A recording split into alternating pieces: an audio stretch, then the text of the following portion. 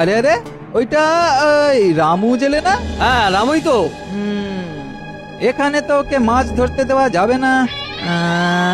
দাঁড়াও, দেখাচ্ছি ওর মজা। এই যে এখানে কেন? মাছ ধরতে এইছি গো দাদা।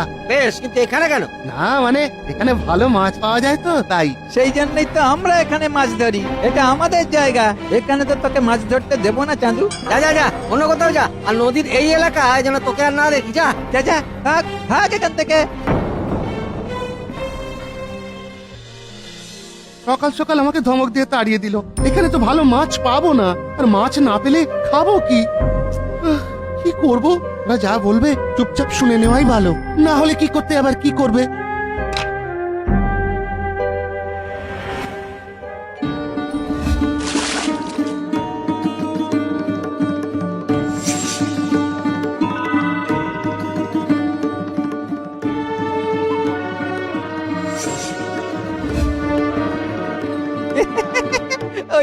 ওই দেখ, রামু মাত্র 3টে মাছ পেয়েছে।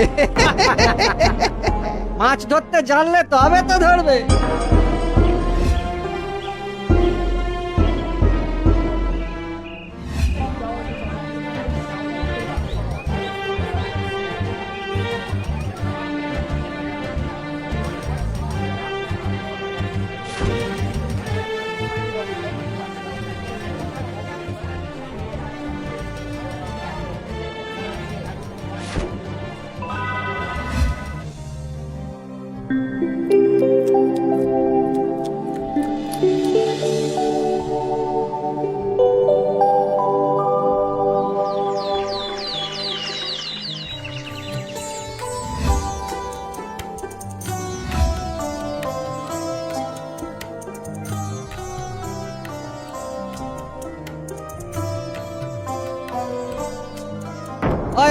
ওই দেখ, ওই রামু বেটা আবার এসেছে।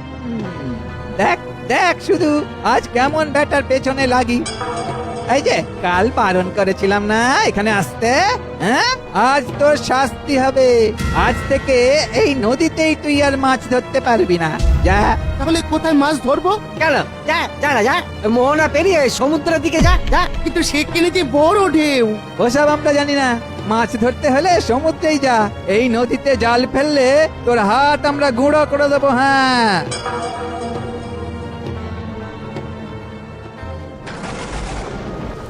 ওরে বাবা, ওরে বাবা রে, ঢেউ রে বাবা। এ তো নৌকা উল্টে যাওয়ার জোগাড়। কি ভুল করে যে এই সমুদ্রে মাছ ধরতে গেলাম। মাছ না ধরে বাড়ি ফিরে গেলে বরং প্রাণটা বাঁচত। ওরে বাবা, কি আমার নৌকা এমন এগিয়ে যাচ্ছে কেন? কি এ তো সামনে যে জলের ঘূর্ণি। বাঁচাও বাঁচাও বাঁচাও।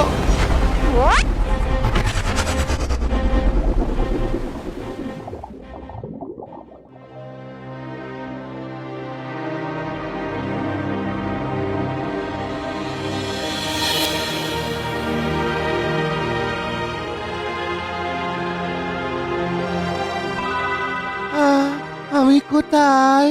আমি কি মরে গেছি? আরে বাবা, না না না, তাহলে হয়তো আমি বেঁচেই আছি। ও এই তো, আরে এই পিঁপড়েটাই তো কামড়েছে। আরে এইরকম সোনার রঙের পিঁপড়ে তো আগে কখনো দেখিনি।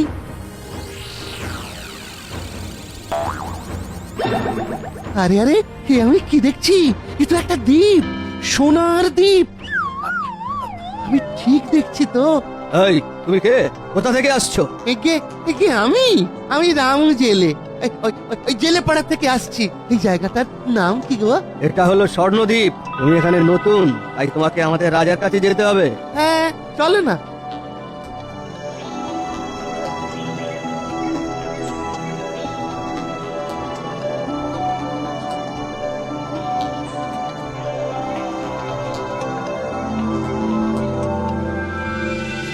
প্রণাম রাজামশাই।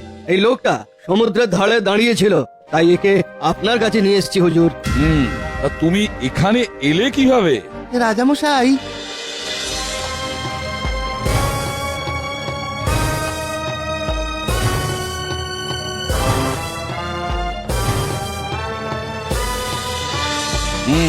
তোমার কথা শুনে মনে হচ্ছে তুমি ভালো মানুষ। আসলে ওই জলের ঘূর্ণি তোমাদের পৃথিবী থেকে আমাদের স্বর্ণরাজ্যে আসা যাওয়ার রাস্তা। তুমি যেমন এসেছো তেমন ফিরেও যেতে পারে। আমাকে ফিরতে হবে রাজামশাই, মাছ না ধরলে আমি তো খেতে পাবো না। তার সমাধান আমি করে দিচ্ছি। আমাদের এই রাজ্যের নদীতে অনেক এমন মাছ আছে যা তোমাদের নদীতে নেই। সেই সব মাছ তুমি এখান থেকে নিয়ে যেতে পারো। ধন্যবাদ রাজামশাই, তাহলে তো আমার খুব উপকার হয়। কিন্তু খবরদার, এক টুকরো সোনা নিয়ে যেও না। তুমি যদি এখান থেকে সোনা নিয়ে যাও তাহলে তোমার রাজ্যে ফেরার পর সেই সোনা প্রতি মুহূর্তে দ্বিগুণ হতে শুরু করবে, আর তাতে তোমার অনেক বড় ক্ষতি হবে। সোনায় আমার লোভ নেই রাজামশাই, দুটো মাছ ধরতে পারলেই আমি খুশি।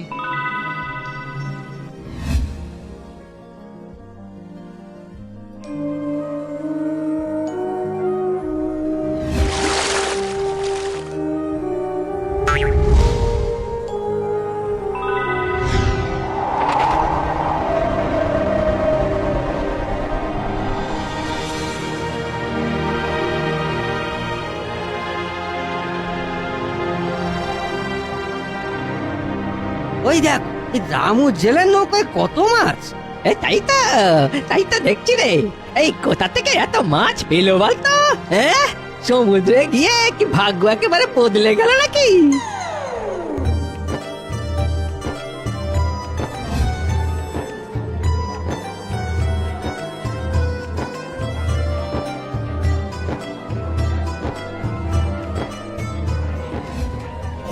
দাদা দাদা, ওই মাছটা, ওই মাছটা, আরে ওইটা আমাকে দাও না।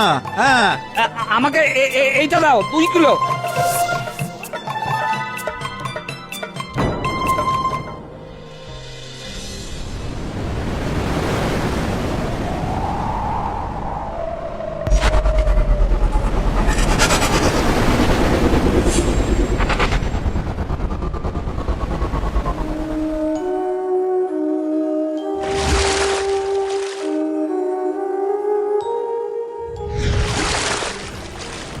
আচ্ছা, এই ব্যাপার তাহলে।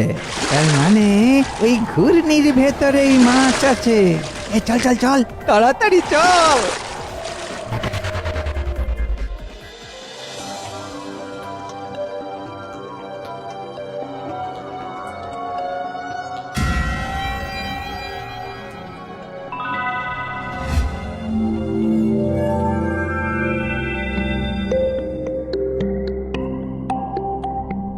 আমি যা যা বললাম সব মনে থাকবে তো? সব মনে থাকবে।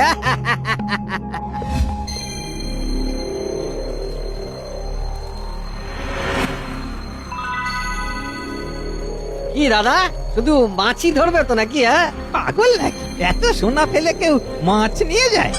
রাজা মশাই যা বললো। ও পাগলা রাজা। আরে সোনা দ্বিগুণ হয়ে গেলে নাকি ক্ষতি হবে? হ্যাঁ? আরে চল চল চল, কয়েকটা সোনার গাছের ডালপালাও নিয়ে যাই, চল।